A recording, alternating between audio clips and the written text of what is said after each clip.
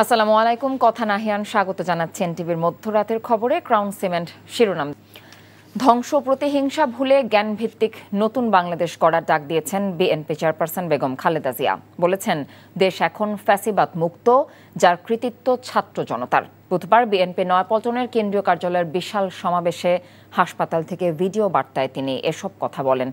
অন্যদিকে লন্ডন থেকে তারেক রহমান অনলাইনে যুক্ত হয়ে দেশবাসীকে আইন নিজের হাতে তুলে না নিয়ে ধৈর্য ধরে সবাইকে সব ধরনের ধ্বংসাত্মক কর্মকাণ্ডকে প্রতিহত করার আহ্বান জানিয়েছেন। বলেন, দ্রুততম সময়ের মধ্যে নির্বাচন দিয়ে ক্ষমতা হস্তান্তর করতে হবে। ইমরুল হাসানের রিপোর্ট। নয়াপল্টনের চারপাশে মানুষ আর মানুষ। জনস্রোত আসে চতুর্পাশ থেকে বিএনপির কেন্দ্রীয় কার্যালয়ে। সব পথ যেন মিশে গেছে নয়াপল্টনে নয়াবার্তার অভিমুখে। দীর্ঘদিন জুলুম, নির্যাতন আর নিপীড়ন থেকে যেন নতুন এক ঢাকার রাজপথে লাখো মানুষের মিছিল। মিছিলে মিছিলে তখন মুক্তির বার্তা, নতুন বাংলাদেশ গড়ার দৃঢ় প্রত্যয়।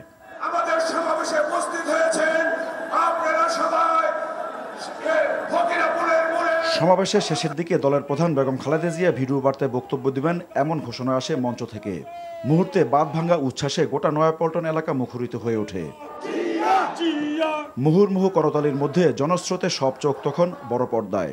বক্তব্যের শুরুতে দেশবাসীকে ধন্যবাদ জানান সাবেক প্রধানমন্ত্রী। দীর্ঘদিন অসুস্থ থাকার পর আপনাদের সামনে কথা বলতে পারার জন্য আল্লাহর কাছে শুকরিয়া আদায় করছি।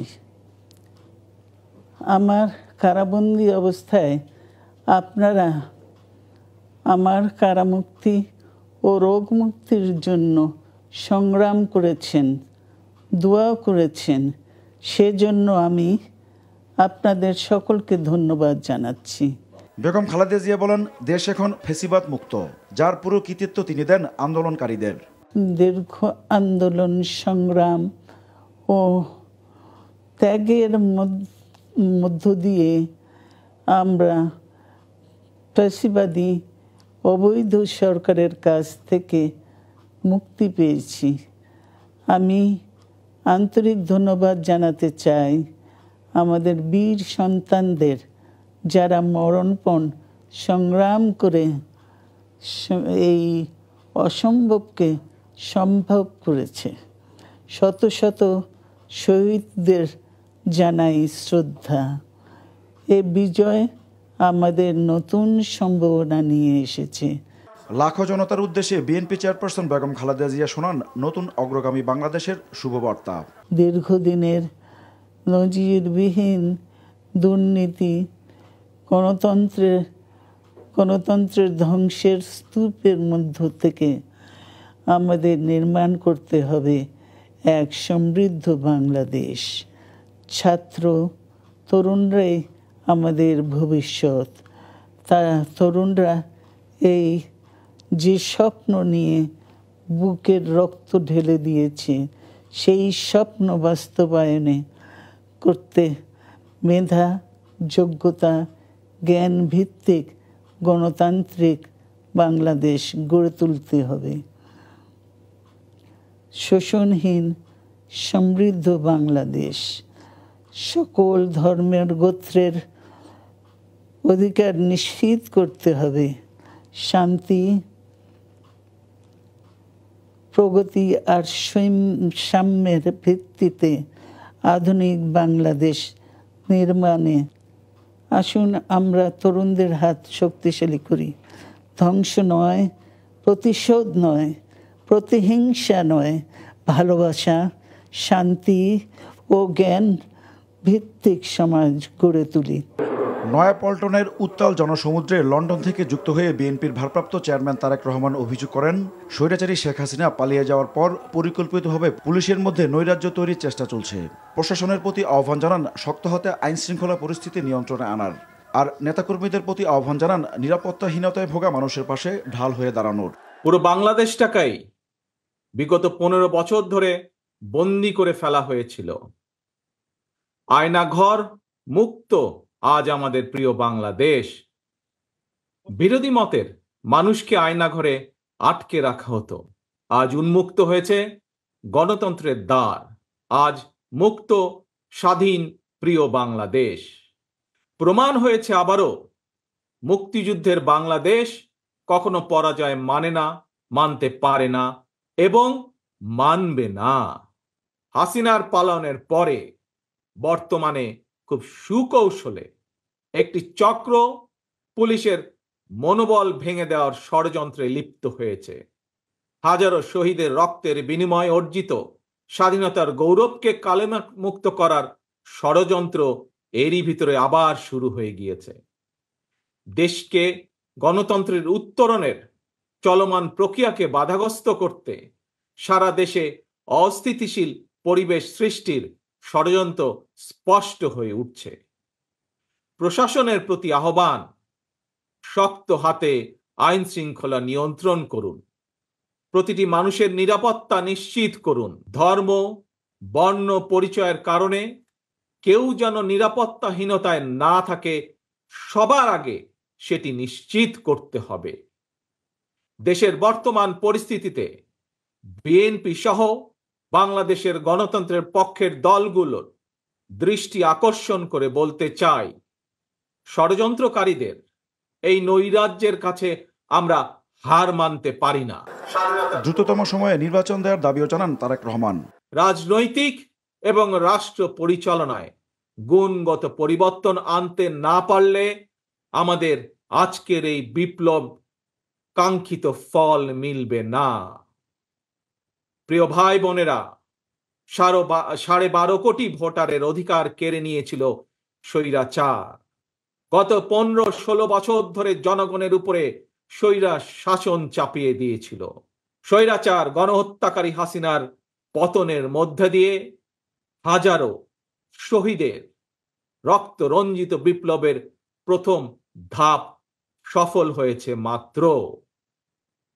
ছাত্র জনতার এই রক্ত ঝরা বিপ্লবের চূড়ান্ত লক্ষ্য একটি বৈষম্যহীন গণতান্ত্রিক বাংলাদেশ। তাই বিপ্লবের লক্ষ্য বাস্তবায়নে দ্রুততম সময়ের মধ্যে জাতীয় নির্বাচন অনুষ্ঠান করতে হবে। দ্রুততম সময়ের মধ্যে জনগণের ভোটে নির্বাচিত প্রতিনিধিদের কাছে ক্ষমতা হস্তান্তর করতে হবে। সমাবেশে বক্তব্য রাখেন বিএনপির মহাসচিব সহ দলের সিনিয়র নেতারাও। ছাত্র জনতাকে অভিবাদন জানানোর পাশাপাশি সামরিক বাহিনীকে ধন্যবাদ জানান তারা। আমি রাষ্ট্রপতির কাছে আহ্বান জানাবো, অনতিবিলম্বে কোনো বিলম্ব না করে ইন্টারিম গভর্নমেন্ট, যেটা সবার দাবি, অন্তর্বর্তীকালীন সরকার, সেই সরকার গঠন করুন কোনো বিলম্ব না করে। এবং এই সরকার তারা 3 মাসের মধ্যে নির্বাচন করবেন, সেই ব্যবস্থা তারা করবেন। এই ইতিহাস আমাদের বাংলাদেশের স্বাধীনতার পর এই ধরনের আন্দোলন, অধিকার আদায়ের আন্দোলন, ছাত্র জনতার এবং বিএনপি অঙ্গ সংগঠন, অন্যান্য নেতৃবৃন্দের, অন্যান্য দলের সমন্বয়ে যে গণ আন্দোলন হয়েছে, এটা নজিরবিহীন। অমুক জায়গায় জায়গা দখল হচ্ছে, অমুক জায়গায় বাড়ি দখল হচ্ছে, আমি এই সমস্ত অনেক কিছু শুনেছি। এগুলো সব প্রতিহত করতে হবে। প্রিয় ভাইরা, এর দায়িত্ব একটি বৃহৎ দল হিসেবে আমরা বলতে চাই যে এইটা আমরা হতে দেব না। আমরা অতন্দ্র সৈনিকের মতো প্রতিটা স্থাপনা পাহারা দেব। পালিয়ে যাওয়া স্বৈরাচার যাতে আর দেশে ফিরতে না পারে সেজন্য ঐক্য করার আহ্বানও জানান বিএনপি নেতারা। বাধাহীন সমাবেশে বাঁধ ভাঙ্গা উচ্ছ্বাস বিএনপির। এই উচ্ছ্বাস আনন্দ স্বৈরাচার পতনের। 18 বছরে গুম, খুন, গ্রেফতার আর মামলায় নির্যাতনের শিকার নেতাকর্মীদের প্রত্যাশা, শীঘ্রই জাতীয় নির্বাচনের মাধ্যমে জনগণের প্রতিনিধিদের কাছে ক্ষমতা হস্তান্তর করা হবে। Imrul Hasan, NTV news, Dhaka. আজ রাত 8টায় বঙ্গভবনের শপথ নিতে যাচ্ছেন অন্তর্বর্তীকালীন সরকার। এই তথ্য জানিয়েছেন সেনাপ্রধান জেনারেল ওয়াকারুজ্জামান। সরকারের আকার হবে 15 সদস্যের, তবে 2-1 সদস্য যোগ হতে পারে। রিপোর্ট করছেন ফাহাদ মোহাম্মদ। ঢাকা সেনা সদরে দেশের সার্বিক নিরাপত্তা নিয়ে সংবাদ সম্মেলন করেন সেনাপ্রধান জেনারেল ওয়াকারুজ্জামান। সবাইকে গুজব থেকে বিরত থাকার আহ্বান জানিয়ে তিনি বলেন ৩-৪ দিনের মধ্যে আইন শৃঙ্খলা পরিস্থিতি স্বাভাবিক হয়ে আসবে। পরিস্থিতি এখন অনেক উন্নতি হচ্ছে, আস্তে আস্তে ধীরে ধীরে আমার ধারণা যে ৩-৪ দিনের মধ্যে পরিস্থিতি স্বাভাবিক পর্যায়ে চলে আসবে। আমার সেনাবাহিনী নিয়ে বিভিন্ন সেনানিবাসের মধ্যে বিভিন্ন কিছু হচ্ছে ইত্যাদি সমস্ত গুজব রটনা করা হচ্ছে, এগুলোতে আপনারা কান দিবেন না এবং আপনারা এই ধরনের গুজব ছড়াতেও দয়া করে সাহায্য করবেন না। এক প্রশ্নের জবাবে জেনারেল ওয়াকার বলেন, বৃহস্পতিবার দুপুরে অন্তর্বর্তীকালীন সরকারের প্রধান উপদেষ্টা বিদেশ থেকে ঢাকা ফিরবেন, আর রাত ৮টায় বঙ্গভবনে শপথ নেবেন অন্তর্বর্তীকালীন সরকারের সব সদস্য। একটা প্রস্তাব ছিল বিকালে করার, বিকালে খুব টাইট হয়ে যেতে পারে, উনি 2:10-এর দিকে হয়তো এখানে আসবেন, এটা মেবি ভেরি টাইট। আমরা হয়তো তাইলে রাত্রেবেলা রাত 8টার দিকে করতে পারি, হয়তো 400 জন লোকের উপস্থিতি এখানে থাকবে। এই পরিসরে আমরা শপথ গ্রহণের অনুষ্ঠান ইনশাল্লাহ করব। আমার ধারণা আপাতত 15 জন হতে পারে, তারপরেও 2-1 জন আপ অ্যান্ড ডাউন এটা করতে পারে, এরকম একটা সংখ্যক এবং মোটামুটি একটা দাঁড়িয়ে যাচ্ছে। বাহিনীতে পুনর্গঠন শেষ হলে পুলিশ শীঘ্রই কাজে ফিরবে বলে জানান সেনাপ্রধান। দেশজুড়ে অনাকাঙ্ক্ষিত পরিস্থিতি দ্রুত নিয়ন্ত্রণে আনারও আশ্বাস দেন তিনি। আমরা যথাসাধ্য চেষ্টা করেছি, তারপরও কিছু হয়ে গেছে, এটা আমার জাস্ট সিম্পলি আমাদের এনাফ স্ট্রেংথ ছিল না। বাট আমি নিশ্চিত যখন পুলিশ পুনর্গঠন হয়ে যাবে, তারা যখন আবার কাজে নেমে যাবে, তখন এই ভয়েডটা খুব সহজেই আমরা পূরণ করতে পারবো। পুলিশের একটা বিরাট সংখ্যক ফোর্স, পুলিশ ইজ একটা বড় ফোর্স, তো এই ফোর্স যদি নিষ্ক্রিয় হয়ে যায়, সেটার ভয়েড পূরণ করা সেনাবাহিনী, বিমান বাহিনী, নৌবাহিনী সবার পক্ষে সম্ভব না। সাম্প্রতিক অপরাধে জড়িতদের আইনের আওতায় এনে শাস্তি নিশ্চিতের আশ্বাস দেন সেনাপ্রধান। Fahad Mohammad, NTV news, Dhaka. শ্রম আইন লঙ্ঘনের দায়ে 6 মাসের কারাদণ্ডপ্রাপ্ত নোবেলজয়ী অর্থনীতিবিদ ও গ্রামীণ টেলিকমের চেয়ারম্যান ডক্টর মোহাম্মদ ইউনূসের সাজা বাতিল হয়েছে। শ্রম আপিল ট্রাইব্যুনাল আপিল মঞ্জুর করে সাজা বাতিলের এই রায় দেন। এদিকে আজ দেশে ফিরছেন ডক্টর মোহাম্মদ ইউনূস। ছাত্র জনতার বিজয় যাতে হাতছাড়া না হয় সেদিকে লক্ষ্য রাখতে দেশবাসীর প্রতি আহ্বান জানিয়েছেন তিনি। রিপোর্ট করছেন কায়কোবাদ মাহমুদ। ডক্টর মোহাম্মদ ইউনূস সহ 4 জনের বিরুদ্ধে শ্রম আইন লঙ্ঘনের অভিযোগে দায়ের হওয়া মামলার আপিল শুনানি হয় কাকরাইলের শ্রম আপিল ট্রাইব্যুনালে।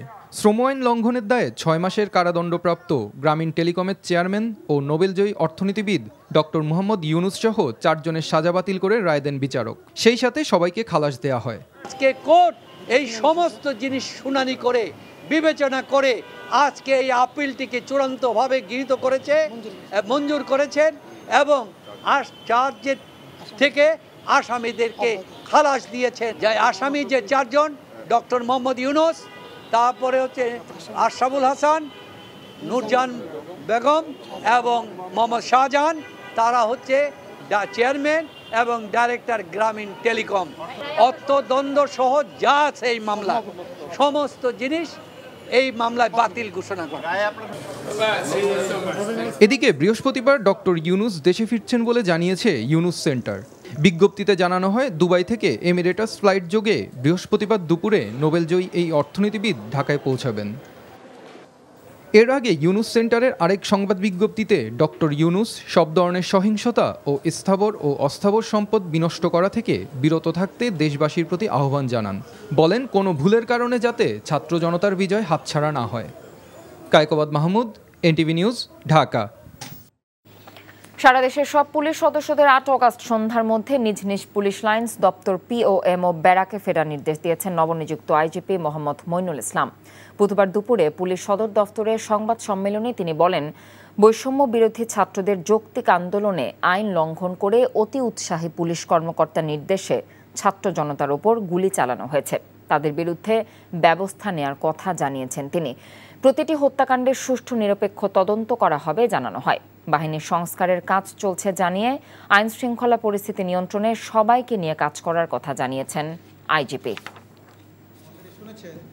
আমরা বলেছি সকল সদস্যকে আগামী 24 ঘন্টার মধ্যে, আগামীকালকের মধ্যে স্ব ইউনিটে রিপোর্ট করতে হবে।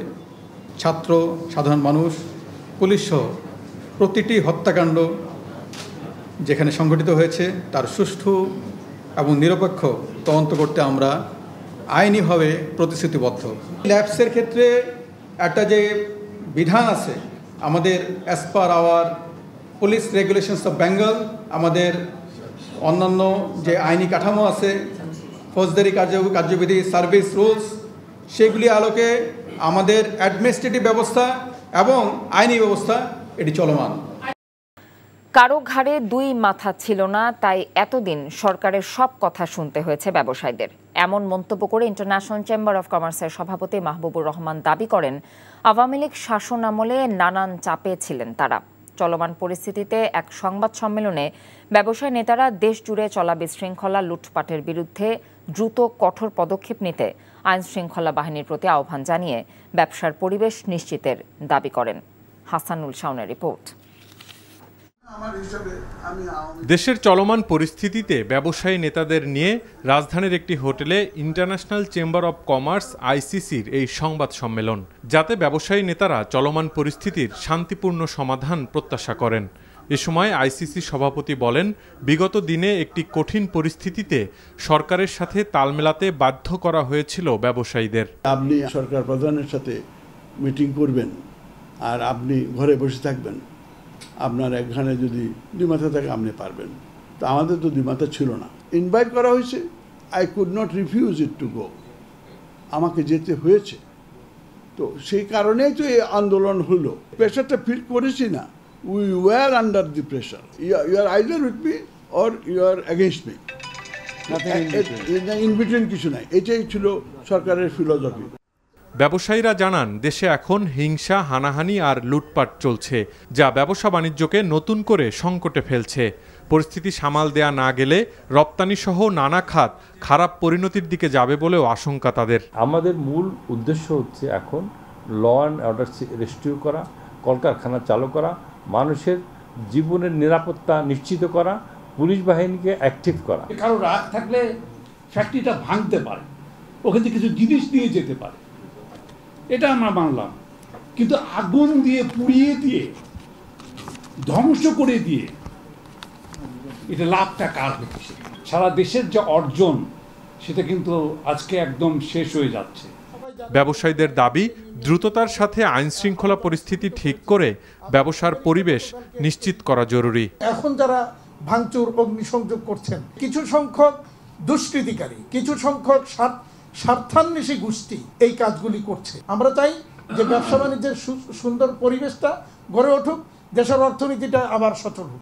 আগামীতে অন্তর্বর্তীকালীন সরকার যেন অর্থনীতির চাকা সচল রাখার কার্যকর উদ্যোগ নেয়, সে দাবিও জানানো হয় এই সংবাদ সম্মেলন থেকে। Hasanul Shawon, NTV news, Dhaka.